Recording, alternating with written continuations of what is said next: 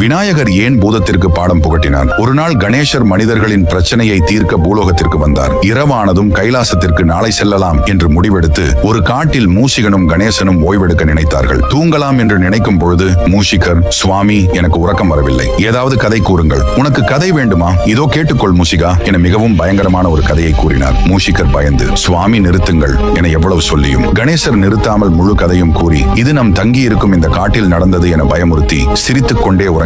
மூஷிகர் தூக்கம் வராமல் பயத்தில் இருந்தார். தண்ணீர் தாகம் காரணமாக அருகில் இருக்கும் ஓடைக்கு சென்றார். உடனே விநாயகர் கூறிய கதையில் இருந்தது போல் அனைத்தும் நடந்தது. சட்டென மூஷிகருக்கு பின்னால் யாரோ போல் அவர் உணர்ந்தார். உடனே பயந்து சுவாமி என கத்திக்கொண்டு கணேசரை நோக்கி ஓடி வந்தார். ஓ சுவாமி, நீங்கள் கதையில் கூறியது போல தொடர்ந்து நடக்கிறது. கணேசரும் இந்த காட்டில் ஏதோ ஒரு அமானுஷ்ய சக்தி இருப்பதை உணர்ந்தார். அந்த பேயை பிடிக்க ஒரு திட்டம் தீட்டுகிறார். மூஷிகா, இந்த காட்டில் பேய் என்று ஒண்ணும் இல்லை. பேய் இருந்தால் இந்த மரத்தின் பழங்கள் கீழே விழட்டும் என்றார். அவர் சொல்லியபடியே பழங்களும் கீழே விழுந்தது. அப்படியா? விழுந்த பழங்கள் மறையட்டும் என்றார். அடுத்த நொடியே பழங்களும் மறைந்தது. கணேசரும் சிரித்துக் கொண்டே ஒரு பையை எடுத்து, உண்மையில் பேய் இருந்தால் இந்த பைக்குள் வரட்டும் என்றார். அடுத்த நொடியே அந்த பைக்குள் பேய் வந்தது. சற்று யோசித்த கணேசன் அந்த பையினை மூடி அதற்கு ஒரு பாடத்தினை புகட்டினார். உங்களுக்கு விநாயகர் பிடிக்கும் என்றால் ஓம் கணபதி என்று கமெண்ட் செய்து நமது சேனலை சப்ஸ்கிரைப் செய்து கொள்ளுங்கள்.